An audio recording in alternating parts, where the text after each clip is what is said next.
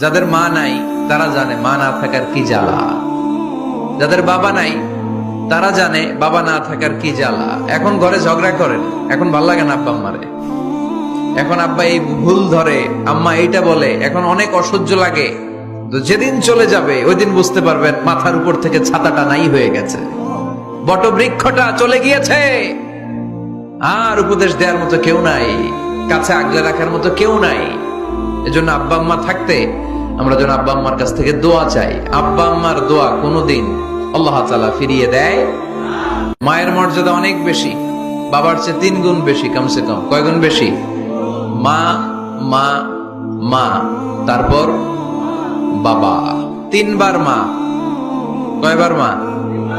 একবার বাবা। তার মানে মাকে ইসলাম দিয়েছে স্বর্ণ পদক, দিয়েছে রৌপ্য পদক, দিয়েছে ব্রোঞ্জ পদক, আর বাবাকে দিয়েছে সান্ত্বনা পুরস্কার।